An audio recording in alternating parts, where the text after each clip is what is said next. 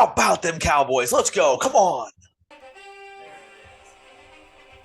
Football is back, baby. What's going on, everybody?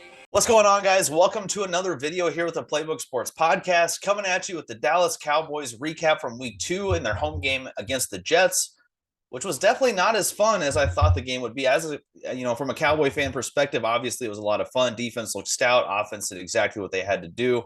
Double-digit win, 20-10 win, 70-10 through 2 weeks against their opponents. Let's dive back into what we talked about in the preview. Before we get into today's video, guys, I just want to give a special shout out to today's sponsors, starting with Goldfine and Bowles, lawyers for the injured. Personal injury, workers' compensation, those are their two things, but any sort of legal advice, they're the people to call. Give them a phone call, 309-673-5144. Tell them we sent you, okay? And I'd also like to shout out SeatGeek for sponsoring today's video as well. Use promo code PlaybookSports on their website to get $20 off your first purchase of $30 or more. Let's get back to the video. And see how the key matchups played up against each other, how our X factors for the game performed, and then if the 5 keys to a Cowboy victory came to fruition, or if a couple of them didn't come, but the result of a win still happened regardless. And we'll take a peek at my final prediction, which was way off. So let's dive into it first, starting with the key matchups. We talked about Quinnen Williams. The first key matchups we had was Quinnen Williams against the interior of the Dallas offensive line. Looking at Quinnen Williams' day on Sunday, obviously the Jets defense as a whole didn't play fantastic. They didn't play awful. The national media this morning makes you wonder if the Jets have a good defense. They have a good defense. Dallas had 6 drives in the red zone, only 2 touchdowns. The definition of bending and not breaking. Looking at Quinnen Williams, though, specifically, he had 6 tackles on the game. 2 of those 6 tackles were for loss. 0 quarterback hits is kind of the big one here.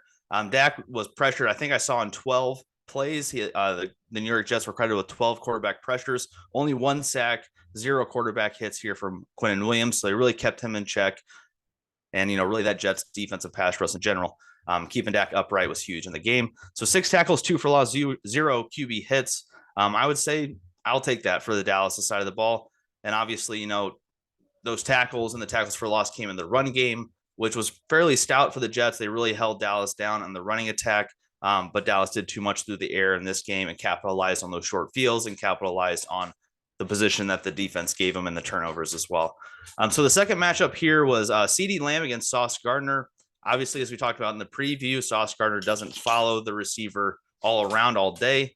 He'll just stick to that right side of the formation or the left side of the formation. I think he's on the right side of the defense, left side of the offense, and that's just his side of the field. He's not going to follow you around. That's how the Jets do their scheme. Sauce Gardner individually finished with 6 tackles. He had 1 pass defensed, and honestly, it should have been a pick. He dropped a pick on the sideline when Dak double pumped a hitch, and potentially a pick 6. It should have definitely been an interception, potentially a pick 6 looking down the sideline there. Got away with one there, Dak, but we'll take it. Looking at CeeDee's half of the matchup, 11 catches on 13 targets, ties his career high in receptions for a game, 143 yards, no touchdowns on the game. He did fumble once, with Sauce Gardner being the one to rip it out after a big chunk play when the Dallas Cowboys were backed up into their own end zone, essentially. However, Tyler Biadasz at center, about 30 yards down the field, came up with a recovery to save what should have been a turnover for Dallas. But CeeDee Lamb, talking about him, 10 of his 11 catches came against zone defense, and 130 of his 143 yards came against that same zone defense. So Dallas was really finding the sweet spot in that zone and hitting CeeDee and letting him make plays after the catch on Sunday. Looking at the third key here, we had Micah Parsons against the Jets O-line. Obviously, the Jets O-line coming into the year was a big question mark.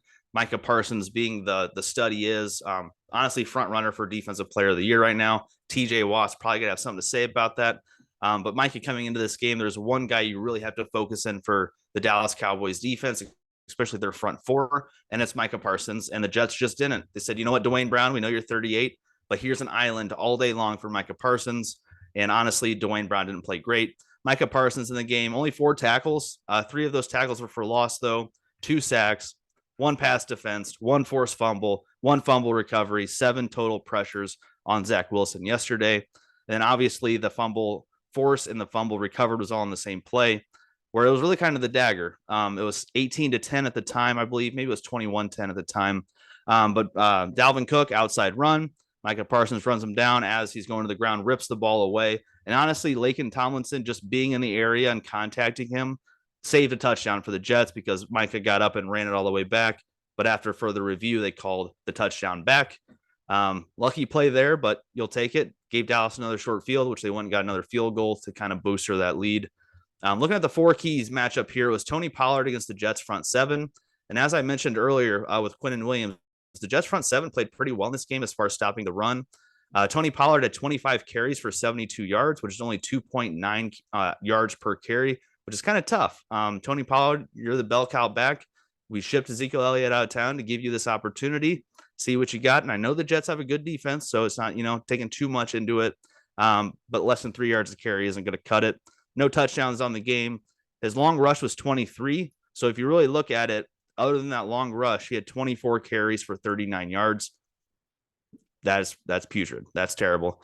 But we're not going to play the hypothetical game. You can't take away the biggest rush and then talk about how it looked the rest of the way. But 3 yards per carry, under 3 yards per carry is not going to cut it. He did catch 7 balls out of the backfield on 8 targets for 37 yards, averaging a little over 5 per reception.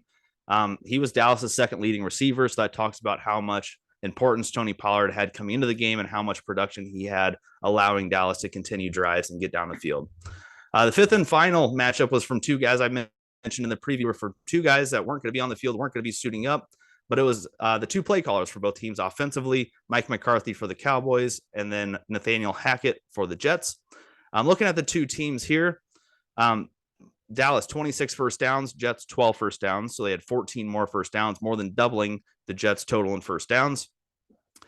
And then you look at the third down production as well. Dallas was 9 of 18 on third down, 50%, 50-50 shot. We're getting that first down versus the Jets were 1 for 10 on third down. That's a 10%. That's really, really bad.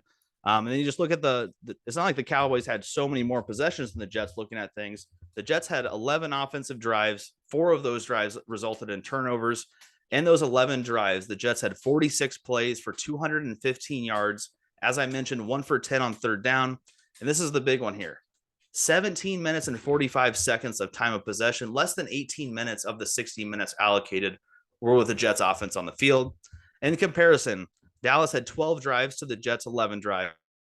Dallas had 83 plays of offense compared to the 46 plays for the Jets, 382 yards compared to the 215 yards, and then 9 of 18, as I mentioned, on third down compared to the 1 of 10 on third down.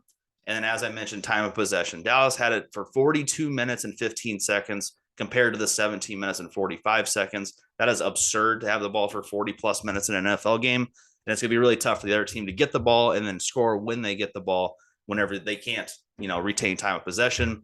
And as I mentioned with the Jets, 4 of those 11 drives resulted in turnovers. And then for the Cowboys, 0 of those 12 drives resulted in turnovers. Although you can argue, that one double pumped hitch, Sauce probably should have picked.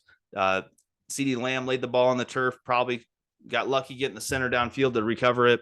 But we'll take it. 0 turnovers at the end of the day. You can nitpick all day long. But 0 turnovers compared to 4. We'll take that one. So I'll say Mike McCarthy got the best of Nathaniel Hackett on that one. And obviously, I would say the Cowboys have a better defense than the Jets. Obviously, they have a better quarterback than the Jets currently. And, it's kind of hard to say play caller wise, but if you had to tell me, which one won this matchup, I'm going to say Mike McCarthy clearly won this matchup. So let's dive into the X factors here. I had 2 for the Cowboys, 2 for the Jets, 1 on each side of the ball. And honestly, these 4 guys that I previewed really didn't do a whole lot on Sunday.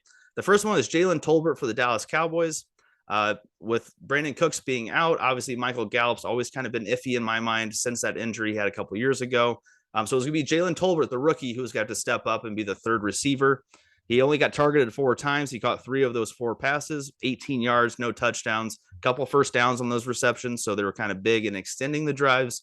But 3 catches for 18 yards isn't going to, make or break it. He was the second leading receiver as far as wide receivers / tight ends go. Obviously, Tony Pollard would be the second leading receiver overall. The guy defensively I had for Dallas was Marquise Bell. Had a great week 1, a great story. Another one of these Dan Quinn, transitional pieces from a safety to a linebacker hybrid, just gets more speed on the field for Dallas at that linebacker position.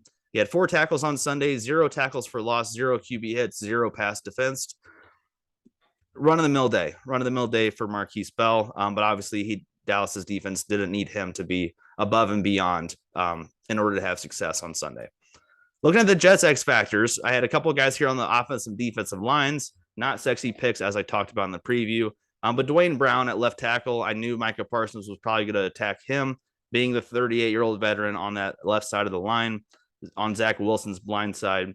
I didn't see a lot of stats as far as it goes. I did kind of research between PFF and JetsPress.com. I wanted to see what the Jets fans and what the Jets minds were all saying about his performance. PFF gave him a 37.5 grade for week 2, which is pretty bad and resulting in things. And JetsPress.com gave him an F grade, obviously listing that most of Micah Parsons' success and pass rush and pressures came against Dwayne Brown and not slowing down Micah Parsons. And that could be coaching as well. They just left Dwayne Brown on an island. They're not chipping at Parsons. They didn't really double a whole lot. You got to set your guy for success, and the Jets really didn't do that on Sunday. And the defensive side of the ball, X factor for the Jets, I had Carl Lawson. The reason for this is he lines up on the same side as the line as Clinton Williams. I thought Dallas would double Williams, giving Carl Lawson one-on-ones, and they did. But Carl Lawson, I saw a Jets fan tweet, if you told me Carl Lawson was still inactive week 2 as he was week 1, I would have believed you because you didn't really see him on Sunday. He had 2 tackles. 0 of those tackles were for losses, 0 quarterback hits, 0 passes defense. Obviously, I mean, D lineman, you're not going to defend a lot of passes, but 0 tackles, 0 for loss, tackles for loss, 0 quarterback hits as well. It means he wasn't winning his one-on-ones. He wasn't getting to the quarterback. Kind of a swing and a miss on X factors this week. We got to be better. And we'll get into next week. I don't want to do like, Garrett Wilson for the Jets offense, Sauce Gardner for the Jets defense, CeeDee Lamb, Tony Pollard, Dak for the Cowboys, Micah. We're trying to go out of the box. We're trying to find those kind of under, lower recognized name guys who can still give that same impact and, kind of come out as a sleeper for these X factors. The 5 keys to the Cowboys victory. Let's list them out. Win the turnover battle. 4-0 Dallas in the turnover battle. As I mentioned, it probably could have and should have been at least 4-1, maybe 4-2, but 4-0. Gotta love that. You're going to win a lot of games when you win the turnover battle by 4 in a game. Second one here is 0 short fields for the Jets. That kind of doubles up with the turnover battle. Obviously, if you turn it over, you're likely to be on your own half of the field or around midfield. Allowing the Jets not to start with a single possession on the plus side of the 50 would be huge for Dallas in this game, and they did exactly that. I didn't write down the average start position for the Jets, but I could tell you they didn't start on the 50 plus one time in this game. Third key here to victory is make Zach Wilson throw. Obviously, I talked about week 1. He had 117 net pass yards to 172 rushing yards. So obviously they ran the ball for 55 more yards than they threw it for. In this game specifically, Zach Wilson, 12 of 27 passing, 170, 1 tud, 3 picks, a 38.1 quarterback rating, averaging 6.3 yards per reception here, or completed pass, I should say. And then you look at it. So I nitpicked Tony Pollard's, where I say if you took away his long run of 23, he only had 25 carries for 40 or 39 yards. Whereas here, 25 carries for 49 yards. Sorry, my math's a little off. Whereas here, if you take away Zach Wilson, that slant to Garrett Wilson, where Malik Hooker was kind of flat-footed in the middle of the field in the cover 1 there. You take away that throw, Zach Wilson was 11 of 26 for 102 yards, 0 touch, 3 picks. But we're not going to nitpick. You can play the hypothetical game all day. In the end, they still count those stats. And they still get that touchdown. But other than that one big play, Dallas really held them down and really kind of drove into the key here of make Zach Wilson throw. The fourth key to victory for Dallas was getting the tight ends involved early. And just looking at the stat sheet, they didn't jump out at me. Obviously, week 1, they didn't do great. They only had 8 targets in week 1, 2 catches, 11 yards. This week, they only had 4 catches for 12 yards. So we're still kind of low there. But however, getting them involved early was the key of the game. On the first drive of the game, Dallas marched down, tight end Jake Ferguson gets the touchdown on 3rd and goal from the 4. And then you look right before the half, Luke Schoonmaker, the rookie tight end that Dallas took in the 2nd round this year, gets a nice touchdown right before the half on a 1-yard kind of fade. Penalty declined. We'll take the tud. Thank you very much. So both of the touchdowns came in the first half. A lot of those receptions came in the first half as well, but 4 catches for 12 yards. We're going to need more than that from the Dallas tight end room this year. Fifth and final key to victory was Tony Pollard getting 20-plus touches in the game, both receiving plus rushing. Just get your playmaker the ball in his hands in space, and let's see what he can do. He only had 16 touches week 1. He had 14 carries, 2 receptions. He had 32 touches in week 2. So he doubled his production from week 1 to week 2. Obviously, 32 touches is more than the key of 20, which I wanted him to have. 25 rushes, 7 receptions. Dallas ran 83 plays on offense. Tony Pollard touched the ball on 32 of those 73 plays or 83 plays. That's a 38.6% touch rate.